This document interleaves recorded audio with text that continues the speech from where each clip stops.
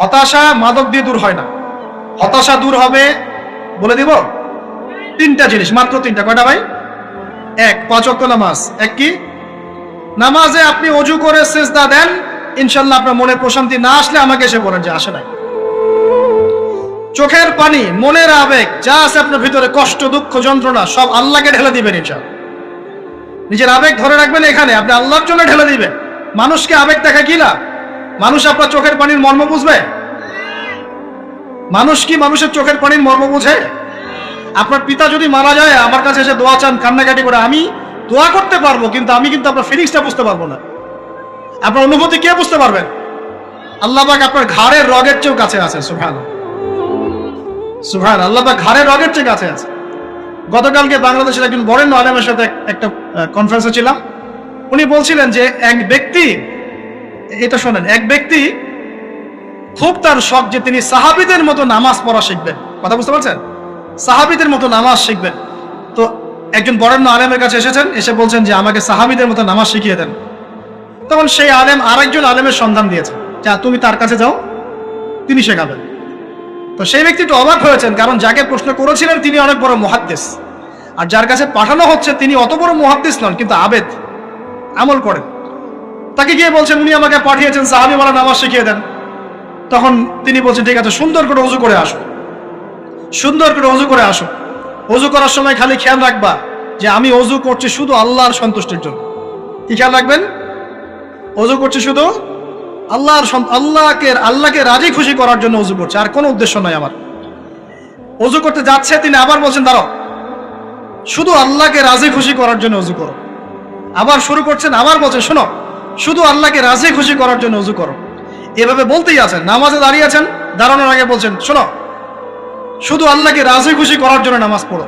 বলতেই আছেন। এক পর্যায়ে সে ব্যক্তি নামাজ শুরু করলো, নামাজে মনোযোগ এদিক ওদিকে যায়, আর তার মাথায় এটা আসে, এই শুধু আল্লাহকে রাজি খুশি করার জন্য আমাকে নামাজ পড়তে হবে, শুধু আল্লাহকে রাজি খুশি করার জন্য নামাজ পড়তে হবে। এই চিন্তা তার মনের মধ্যে ঘুরপাক খাচ্ছে। এভাবে নামাজটা সে শেষ করেছে। শেষ করে চিন্তা করছে যে নামাজ তো পুরোপুরি মনোযোগ দিতে পারলাম না। বারবার মাথার মধ্যে এরকম চিন্তা আসছে, আল্লাহ আমাকে তুমি মাফ করে দাও, নামাজটা আমার মনে হলো না ঠিক মতো।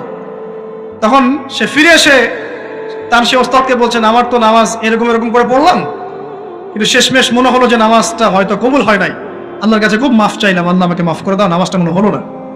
তখন সেই যে প্রথম ব্যক্তি যিনি পাঠিয়েছেন তিনি বলছেন এটাই হলো সাহাবী ওয়ালা নামাজ। তারা আল্লাহকে রাজি খুশি করার জন্য নামাজ পড়তেন, নামাজ শেষ করে আল্লাহর কাছে ইস্তেগফার করতেন, আল্লাহ কিছুই হলো না, কিছুই হলো। আর কথা কি বুঝতে পারছেন?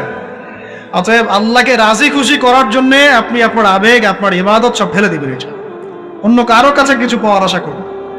অতএব নামাজ আপনার মাদকের দিকে যাওয়া লাগবে না, নামাজই আপনার হতাশা দূর করে দেবে ইনশাআল্লাহ। 2 নাম্বার আমল হচ্ছে কোরআন তেলাওয়াত। যে ব্যক্তি কোরআন তেলাওয়াত করতে পারে নিয়মিত, তার মনের মধ্যে এই হতাশা, এই ভীরুতা, এই কাপুরুষতা কিচ্ছু আসবে না ইনশাআল্লাহ। আমি গ্যারান্টি দিচ্ছি আপনাকে, হতাশা আসবেই না আপনার মনে, যদি আপনি কোরআন বুঝতে পারেন। কোরআনের একটা আয়াত নিয়ে কোনো সময় দেখা যায় 2-3 ঘন্টা সময় পার হয়ে যাচ্ছে, আয়াতটা ছেড়ে সামনে যেতে পারছি না। কোরআনের ভিতরে ঢুকলে আপনি দুনিয়ায় ভুলে যাবেন কি হচ্ছে আশপাশে। আমি এমন অনেক আলেমকে দেখেছি যে একটা বই, পাতলা একটা বই, আরবি বই নিয়ে পড়া শুরু করেছেন, যে ফজরের পরে জোহরের ওয়াক্ত হয়ে যাচ্ছে, বইটাই শেষ করতে পারেননি। বুঝতে পারবেন না? যখন আপনি ইলমের ভিতরে ঢুকে যাবেন, কোরআনের ভিতরে, হাদিসের ভিতরে, আপনার দুনিয়ার খেয়ালই নাই। একজন আলেম তিনি এক রাত্রে একটা বই লিখেছিলেন, ছোটি বই, এক রাত্রের মধ্যে। বলা হচ্ছে তার সম্পর্কে বলা হচ্ছে যে রাতের খাবার তাকে দেয়া হয়েছে যে আপনি এটা খেয়ে নেন। তো খাবারটা পাশেই আছে, খাবারটা খাবো, এটা লিখে খাবারটা খাবো, এরকম তার চিন্তা ছিল। ফজর হয়ে গেছে, বই লিখাও শেষ, খাবার এই অবস্থায় পড়ে আছে, ডুবে গেছেন ভিতরে, খাওয়ার মাথায় খেয়াল নাই। এরকম হয়। একজন মনীষী, বিখ্যাত মনীষী, রিয়াদুস সালেহিন কিতাবের রাইটার, সংকলক আল্লামা নববী রাহিমাহুল্লাহ, এরকম সারা রাত চলে গেছে, পাশে 2টা খেজুর, ওই 2টা খেজুর খাওয়ারই সময় পান, হাদিস নিয়ে গবেষণা করতে রাত পার হয়ে গেছে। আমি বলতে চাচ্ছি, যখন ইলমের ভিতরে, কোরআন হাদিসের ভিতরে ঢুকে যাবেন, আপনার দুনিয়ার খেয়াল আপনার চলে যাবে ইনশাআল্লাহ। এই টেনশন, হতাশা, এই সেই বাদ, তখনই আল্লাহ পাক আপনাকে তার পক্ষ থেকে রহমত দিবেন, বরকত দিবেন, আল্লাহ আপনার দুনিয়ার কাজগুলো করে দিবেন ইনশাআল্লাহ।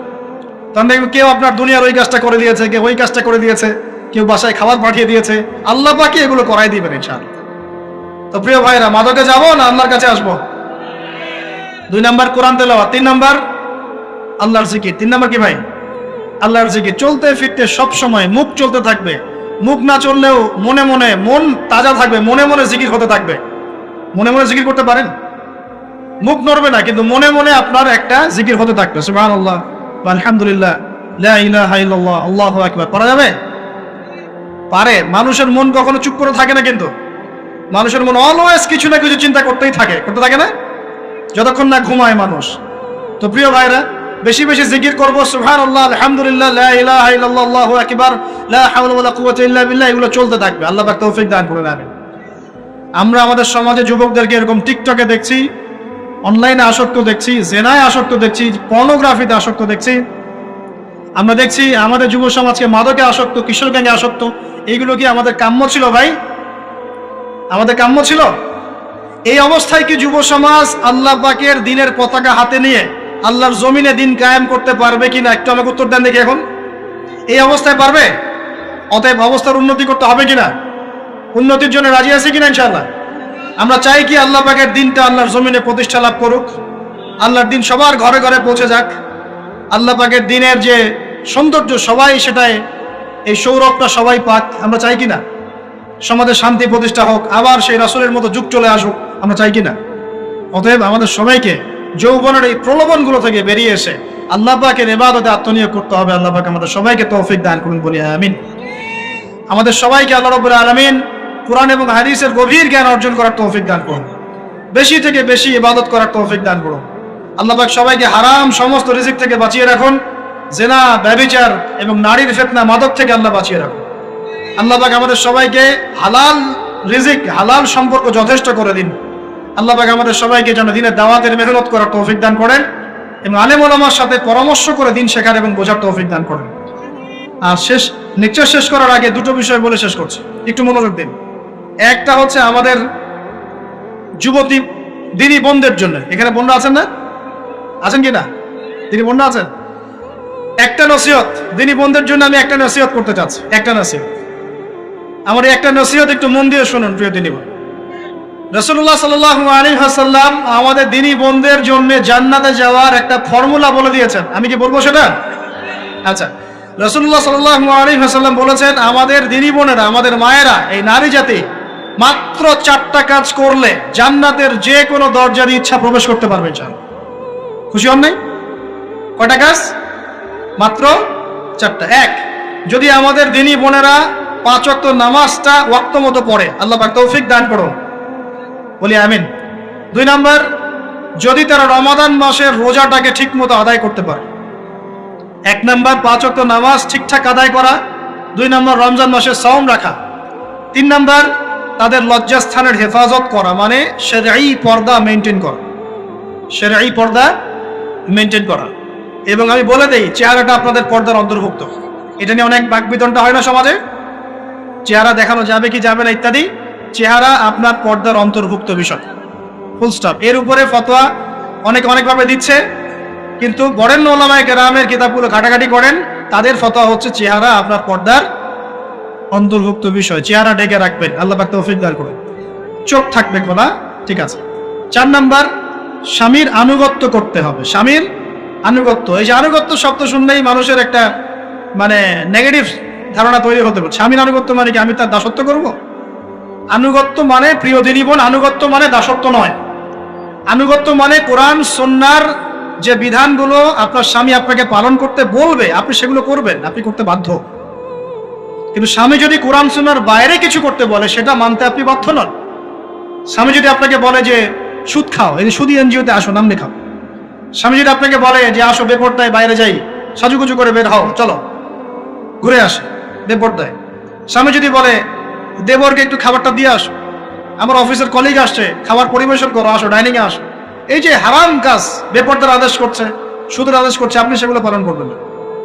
কিন্তু হালাল বৈধ যে কোনো বিষয় আপনি স্বামীর আনুগত্য করবেন, এটা আপনার উপর ফরজ।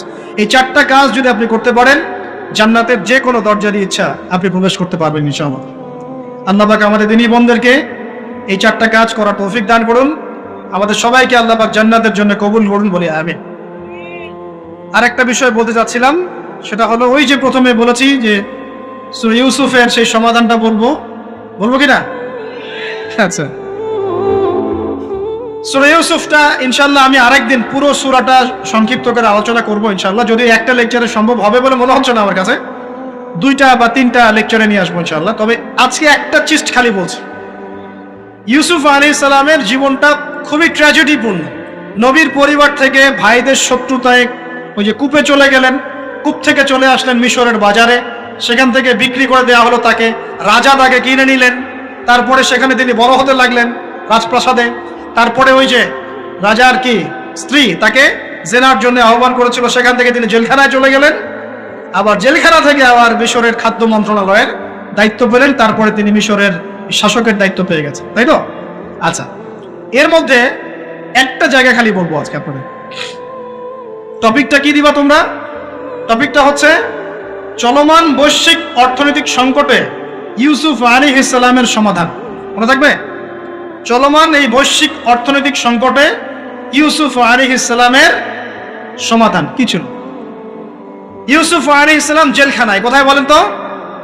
জেলখানায়। তখন দুজন ব্যক্তি তাকে বলছে, ইউসুফ, আমরা দুজন দুটো স্বপ্ন দেখেছি, তুমি কি স্বপ্নের ব্যাখ্যা দিতে পারবে? আমরা তোমাকে সত্যবাদী বলে মনে করি।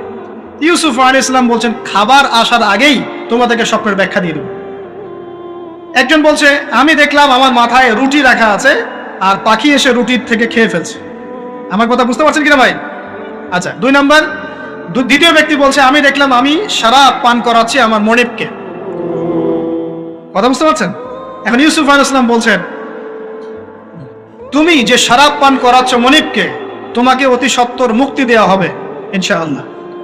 আর যার মাথার উপর থেকে রুটি খেয়ে নেওয়া হচ্ছে তাকে শুলদণ্ড দেওয়া হবে, মৃত্যুদণ্ড দেওয়া হবে। কি বললেন? একজনকে দেওয়া হবে মৃত্যুদণ্ড, একজন কি হবে? ছাড়া পাবে। আর যাকে মনে হলো যে এই ছাড়া পাবে, ইউসুফ আলাইহিস সালাম বললেন, তুমি যখন ছাড়া পাবে তোমার মনিবের কাছে, মালিকের কাছে আমার কথা বলো, আমার কথা আলোচনা করো। কিন্তু শয়তান তাকে ভুলিয়ে দিল, সে আর কথা বলতে পারল না। আরো কয়েক বছর চলে গেল, ইউসুফ আলাইহিস সালাম তখনও জেলেই আছে। একদিন এই রাজা স্বপ্ন দেখলেন। কি স্বপ্ন দেখলেন? যে 7টা পাতলা পাতলা গাভী, মোটা মোটা 7টা গাভীকে খেয়ে ফেলছে। 7টা কি গাভী? জীর্ণ শীর্ণ গাভী, 7টা মোটা তাজা গাভীকে খেয়ে ফেলছে। আর দেখলেন 7টা সবুজ শীষ। শীষ বোঝেন কিনা? এই ধানের শীষ না, আবার সবুজ শীষ। আর দেখছেন এই যে শীষ মরে গেলে যেমন দেখায় না একটা রং, এরকম শীষ। এখন রাজা খুব চিন্তিত হয়ে পড়লেন যে আসলে এই স্বপ্নের কি ব্যাখ্যা। তিনি সবাইকে ডেকে বললেন, স্বপ্নের ব্যাখ্যা কি তোমরা জানো? তখন রাজ্য পরিষদের এই যে এমপি মন্ত্রী যারা আছে তারা বলছে, না, এটা কি স্বপ্ন, এটা একটা বাজে স্বপ্ন, উদ্ভট স্বপ্ন, আমরা এটার মানে জানি না। আমরা হলো তাই তো বলতাম নাকি ভাই? কিন্তু ওই ব্যক্তি স্মরণ হয়ে গেল যে ছাড়া পেয়েছে, আরে ইউসুফ তো স্বপ্নের ব্যাখ্যা দিতে পারে। দৌড়ে গেলেন তিনি জেলখানায়। ইউসুফ, আইয়ুহা সিদ্দিক, হে সত্যবাদী নবী ইউসুফ, আমাকে কি এই স্বপ্নের ব্যাখ্যা বলতে পারবেন? 7টা জীর্ণ শীর্ণ গাভী 7টা মোটা তাজা গাভীকে খেয়ে ফেলছে। ইউসুফ আলাইহিস সালাম এই স্বপ্ন শুনে বললেন, ইউসুফ আলাইহিস সালাম শুধু স্বপ্নের ব্যাখ্যাই দিলেন না, বরং এই স্বপ্ন যে সত্য এটা তিনি বিশ্বাসও করলেন। এই স্বপ্ন একটা সমস্যাকে নির্দেশ করছে এটাও বুঝে ফেললেন, এই সমস্যার সমাধানও তিনি দিয়ে দিলেন। বলেন সুবহানাল্লাহ। আমার কথা বলছেন, ইউসুফ আলাইহিস সালাম স্বপ্নের ব্যাখ্যা দিচ্ছেন না, বরং স্বপ্নটা যে সত্য তিনি মেনে নিচ্ছেন এবং এই স্বপ্নের ফলে একটা সামনে খারাপ সময় আসতে যাচ্ছে এটা তিনি বিশ্বাস করছেন এবং এর সমাধান তিনি জাতিকে দিচ্ছেন। ইউসুফ আলাইহিস সালাম বলছেন, তোমাদের সামনে 7 বছর দুর্ভিক্ষ হবে। কি হবে বলেন? 7 বছর। সারা বিশ্বের অর্থনৈতিক প্রেক্ষাপটে একটু বিবেচনা করেন তো, যে আমরা একটা খারাপ সময় টিকে যাচ্ছি না আস্তে আস্তে, এবং নীরব একটা দুর্ভিক্ষ সারা ওয়ার্ল্ডে চলছে না? করোনার সময় ছিল, ওই সময় একটা সমস্যা ছিল, ইউক্রেন রাশিয়ার ইস্যু ছিল, আরো অনেক ইস্যু আছে, শুধু এগুলো ইস্যু নয়। অপচয় ইস্যু আছে, দুর্নীতি ইস্যু আছে, জুলুম আছে, তারপরে যে পারমাণবিক ক্ষেত্রগুলো আছে, বড় বড় পরাশক্তিদের চাপ আছে, অনেক ব্যাপার আছে, রিজার্ভ কমে যাওয়া, অনেক বিষয় আছে। সারা বিশ্ব একটা অর্থনৈতিক মন্দা দেখছে কিনা? ইউসুফ আলাইহিস সালাম বলেন, 7 বছর তোমাদের এখানে প্রচুর ফসল ফলবে। এটা 7টা সবুজ শীষ, প্রচুর ফসল ফলবে তোমাদের এই অঞ্চলের মধ্যে। তোমরা একটা কাজ করো, তোমরা ওই 7 বছরের ফসলের যতটুকু অংশ তোমাদের না খেলে নয়, অতটুকু দিয়ে তোমরা তোমাদের জনগণের চাহিদা পূরণ করো, আর বেশি অংশটাকে রিজার্ভ করে রেখে দিও। আমার কথা বুঝতে পারছেন? ইউসুফ আলাইহিস সালাম বলছেন না যে স্বপ্নটা সত্য, তিনি সমাধান দিচ্ছেন উল্টা। এটা তো হবে সামনে, স্বপ্ন সত্য মিথ্যা তো দূরের কথা, এটা সামনে হতে যাচ্ছে। 7 বছর তোমরা প্রচুর ফসল ফলাবে, এই ফসলের একটা বড় অংশ রিজার্ভ করে রেখে দিও, আর বাকি অংশটা দিয়ে তোমরা জনগণের চাহিদা পূরণ করো। মানে অপচয় করা যাবে না, যাবে কোনো সম্পদ অপচয় করা যাবে না। এরপর তোমাদের সামনে আসবে 7টা বছর দুর্ভিক্ষের বছর, আকাশ বৃষ্টি বন্ধ করে দেবে। আকাশ কি করবে? বৃষ্টি বন্ধ করে দেবে। তার মানে ওই 7 বছর আমরা কিভাবে চলবো তাহলে? এই যে রিজার্ভ করেছি, এই রিজার্ভ বা সঞ্চিত সম্পত্তি আমরা 7 বছর চলবো। এরপরে আল্লাহ রাব্বুল আলামিন 8ম বছরে আকাশ থেকে বৃষ্টি বর্ষণ করবেন, আবার ফসল ফলবে। কথা কি বুঝতে পারছেন? এই ব্যাখ্যা অন্যরা দিতে পারলো না, ইউসুফ আলাইহিস সালাম দিতে পারলেন। এই ব্যক্তি দৌড়ে গিয়ে রাজাকে বলল, এই হলো স্বপ্নের ব্যাখ্যা। রাজা ইউসুফ এই স্বপ্নের ব্যাখ্যা দিয়েছেন। রাজা কত বিচক্ষণ ছিলেন, রাজা সত্য মিথ্যা চিনতেন। তিনি বুঝতেন যে আসলেই সত্য কাকে বলে, মিথ্যা কাকে বলে। এই আমার এমপি মন্ত্রীরা শোনো, তোমরা কেউ সমাধান দিতে পারো নাই, ইউসুফ সমাধান দিয়েছে। ইউসুফকে আমার কাছে নিয়ে আসো, আমি তাকে আমার কাছে নিকটে আসন দিব। বলেন সুবহানাল্লাহ। এবার ইউসুফ আলাইহিস সালামকে ডেকে তিনি সম্মানিত করলেন, সম্মানিত করে বললেন যে কোন দায়িত্ব দিলে তুমি আমাদের এই রাজ্যটাকে বাঁচাতে পারবে এই দুর্ভিক্ষের হাত থেকে। ইউসুফ আলাইহিস সালাম নিজে বলছেন, আমি হচ্ছি বিশ্বস্ত মানুষ, আমি হচ্ছি রাজুলুন আমিন, আমি বিশ্বস্ত এবং আমি আস্থাভাজন। আমাকে আপনি খাদ্য মন্ত্রণালয়ের দায়িত্ব দেন, ইনশাআল্লাহ আমি এই প্রবলেমগুলো সলভ করবো ইনশাআল্লাহ। এরপর তাকে দায়িত্ব দেওয়া হলো খাদ্য মন্ত্রণালয়ের। 7 বছর তিনি এরকম পলিসি গ্রহণ করলেন, মিশরের লক্ষ লক্ষ মানুষ পরবর্তী 7 বছরের দুর্ভিক্ষ থেকে বেঁচে গেল। কোরআন তো মূল্যায়ন করি না আমরা, আর কোরআনের কথা যারা বলে ওদেরকেও মূল্যায়ন করি না। এই জন্য আমরা বলছি, বর্তমান চলমান অর্থনৈতিক সংকটের সবচেয়ে বড় বড় সমাধান হচ্ছে এক, ভাই জনগণ হই আর সরকার হই, কোনো সম্পদ অপচয় করা যাবে না। আমরা সম্পদ অপচয় করি না? আপনি উজু করেছেন, আপনি 1 বালতি পানিতে উজু করেছেন, ট্যাপ ছেড়েছেন, মসজিদের 1 বালতি পানি চলে গেছে, কেন পানি অপচয় করলেন? আমাদের 5টা ফ্যানের দরকার নেই বাসায়, আপনি 5টা ফ্যান চালাচ্ছেন কেন? আপনি ঘর থেকে বের হলেন, ফ্যান চলছে, কেন চলছে? ঘর মুছেছেন, ফ্যান ছেড়ে দিয়েছেন, ওই যে পাখা বাতাসে শুকাবে মাটি, কেন? এসি চালিয়েছেন, 24 ঘন্টা চালানোর কি দরকার? 2 ঘন্টা চালিয়ে বন্ধ করলে হয়। বিদ্যুতের ব্যাপার, গ্যাসের ব্যাপার, তেলের ব্যাপার, আমরা কি কম অপচয় করি মনে হচ্ছে আপনার কাছে? আমরা প্রচুর অপচয় করি। আর আমরা জনগণরা সাধু না, আমরা বেশি অপচয় করি। আমরা অপচয় করি না ভাই? প্রমাণ আপনি নিজের বাসায় পাবেন। পানির অপচয়, আপনার তেলের অপচয়, আপনার গ্যাসের অপচয়, আপনার বিদ্যুতের অপচয়, এগুলোর উপর কঠিন আইন করা দরকার। অপচয় করলে শাস্তি দিতে হবে, অপচয় করা যাবে না। অপচয় কমালে কি হবে? আমরা সম্পদ বেশি রিজার্ভ করতে পারবো। এই যুগে কি কি সম্পদ রিজার্ভ করলে আমরা সচ্ছল হতে পারবো, এই হেদায়েতগুলো আপনাকে ওই সোকল প্রোটেস্ট্যান্ট মৌলবীরা দিতে পারবে না ইনশাআল্লাহ তাআলা, কারণ তাদের কাছে ইকোনমিক্সের জ্ঞান নাই। এই যুগে যদি আমরা গ্যাস রিজার্ভ করতে পারতাম, তেল রিজার্ভ করতে পারতাম, গোল্ড রিজার্ভ করতে পারতাম, সিলভার রিজার্ভ করতে পারতাম, এবং যে কারেন্সি সারা ওয়ার্ল্ড ওয়াইড চলছে এখন, এগুলোকে রিজার্ভ করতে পারতাম, এবং জনগণের যতটুকুতে প্রয়োজন এতটুকু সাপ্লাই করে বাকিটা রিজার্ভ করে রাখতে পারতাম, আসন্ন সময়ে এটা দিয়ে আমরা বৈশ্বিক সংকট মোকাবেলা করতে পারতাম। আমার কথা রাগ করলেন? আমি কি কারো শত্রু, কোন দলের লোক? আমি আপনাদের জাতির একজন, আপনার দিনই ভাই, আপনার শুভাকাঙ্ক্ষী, এবং আপনি আর আমি, আমরা ভাইয়ের মতো। কিসের মতো? নিজের ভাইয়ের মতো। আপনার গায়ে আঘাত লাগলে আমি কষ্ট পাবো, আপনাকে গালি দিলে আমি কষ্ট পাবো। আমাদের জনগণের ক্ষতি হলে আমাদের বুক কাঁদবে না? জনগণের ক্ষতি হলে, দুঃখ দুর্দশা হলে আমাদের বুক কাঁদা উচিত, উচিত কিনা? আমাদের সবাইকেই যার যার দায়িত্ব পালন করতে হবে। আমরাও অপচয় বন্ধ করে দেবো ইনশাআল্লাহ তাআলা। রাজি আছি ইনশাআল্লাহ? যত বাকি বকেয়া সব আছে সব পরিশোধ করার চেষ্টা করবো ইনশাআল্লাহ।